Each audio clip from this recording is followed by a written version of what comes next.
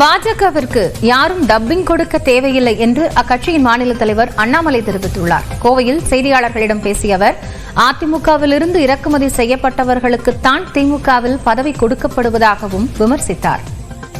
முதலமைச்சருக்கு டப்பிங் பண்றதுக்கு பல அமைச்சர்கள் அதிமுக இம்போர்ட்டட். அவங்ககிட்ட அமைச்சர்களே இல்ல, எல்லாம் இம்போர்ட். நேற்று பார்த்தேன் தோப்பு வெங்கடாச்சலனுக்கு ஒரு பதவி, இங்க பார்த்தேன் அவருக்கு ஒரு பதவி, எல்லாம் இம்போர்ட்டடுக்கு பதவி கொடுத்துட்டு இருக்காங்க. காரணம், திமுக சக்தி இல்லை என்பதை முதலமைச்சரே ஒத்துக்கிறாரா? 35 அமைச்சர்கள் 13 பேர் அதிமுக வந்திருக்காங்க. ஆனால் டப்பிங் எங்களுக்கு தேவைப்படல. அதிமுகவிலிருந்து திமுகவுக்கு வந்தவர்கள் தான் முதலமைச்சருக்கு டப்பிங் பண்ணிட்டு இருக்காங்க. எங்களுக்கு தேவையில்லை.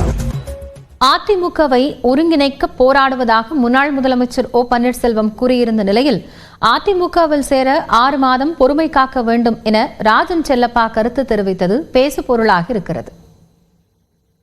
நான் மட்டும் இல்ல, நானு, சின்னம்மா, டிடிவி தினகரன் எல்லாமே இணைந்து இந்த இவங்க அதிமுக உருவாக்கினாங்களாம், பிறந்து வளர்ந்தவங்க தானே. அதனாலதான் சொல்றேன் எல்லாரும் ஒண்ணு சேரணும் சொல்லி. ஒண்ணு சேர்ந்தாதான் ஜெயிக்க முடியும்னு சொல்றேன். அதெல்லாம் ஒண்ணு சேர முடியாது, நான் ஜெயித்து காட்டுவேன்னு. இப்ப என்னாச்சு?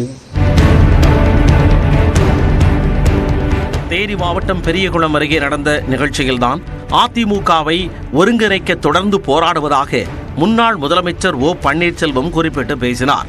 பிரச்சனைகளை பேசி தீர்த்துக் கொள்ளலாம் என்றும் வேறுபாடுகளை மறந்து அனைவரும் ஒருங்கிணைந்தால்தான் அதிமுகவிற்கு வாழ்வு எனவும் குறிப்பிட்ட ஓ பன்னீர்செல்வம் அதற்காக டிடிவி தினகரன், வி.கே. சசிகலா ஆகியோருடன் தாமும் அதிமுகவை ஒருங்கிணைக்க எந்த நிபந்தனையுமின்றி தயாராக இருப்பதாக தெரிவித்திருந்தார்.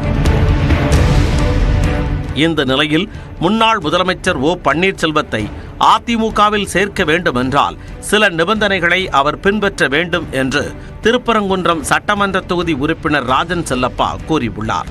மதுரை மாவட்டம் திருவாதவூரில் செய்தியாளர்களை சந்தித்த ராஜன் செல்லப்பா, நீதிமன்ற இடையூறுகளை ஏற்படுத்தாமல் 6 மாதங்களுக்கு அமைதியாக இருந்தால் கட்சியின் பொதுச் செயலாளரான எடப்பாடி பழனிசாமியிடம் பேசி அதற்கான ஏற்பாட்டை செய்வதாக கூறியுள்ளார். அருமையனன் ஓபிஎஸ்ஸாக இருக்கட்டும், வேறு யாராக இருக்கட்டும், இந்த அதிமுக வளர வேண்டும் நினைத்தால் நீங்கள் எல்லாம் வழக்கு மன்றத்துக்கு போகவே கூடாது. அப்போ ஒரு 6 மாதம் பொறுமையாக இருங்க. நான் எங்களை போன்ற சட்டமன்ற உறுப்பினர் அண்ணன் எடப்பாடியாட்ட போய் கேட்குறோம், அண்ணே நல்லா இருக்கண்ணே சேர்த்துக்கோம்னு கேட்குறோம். ராஜன் செல்லப்பா போன்றோர் பொதுவெளியில் கருத்துக்களை கூறி சர்ச்சையை உண்டாக்கினாலும் முன்னாள் முதலமைச்சர் ஓ பன்னீர்செல்வத்தை அதிமுகவில் மீண்டும் இணைப்பது குறித்த அவரது கருத்து வரவேற்கத்தக்கது என பத்திரிகையாளர் துரைக்கருணா கூறியுள்ளார்.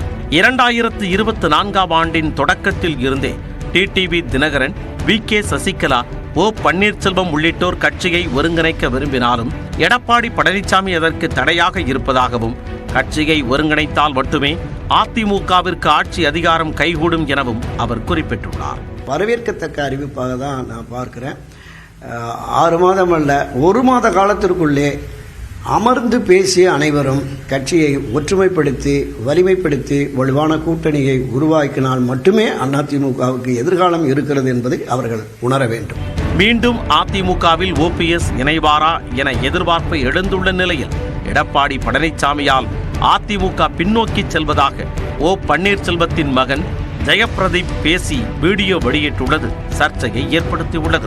அம்மா அவருடைய ஆட்சி காலத்தில் 10 ஆண்டுகள் முடங்கியிருந்த திராவிட முன்னேற்ற கழகம் தற்போது இந்திய அளவில் முதன்மை கட்சியாக உருவாகி கொண்டு இருக்கிறது. நம்மளுடைய சகோதரர்கள் பிரிவினைவாதத்தை கொண்டு வந்து தற்போது வரை அவர்கள் எந்த ஒரு மாற்றமுமே எந்த ஒரு இதுமே செயல்புரியாத காரணத்தினால் அனைத்திந்திய அண்ணா திராவிட முன்னேற்ற கழகம் மிகப்பெரிய ஒரு பாதாளத்தை நோக்கி சென்று கொண்டிருக்கிறது. இந்த விவகாரம் அரசியல் வட்டாரத்தில் பரபரப்பை ஏற்படுத்தியுள்ளது.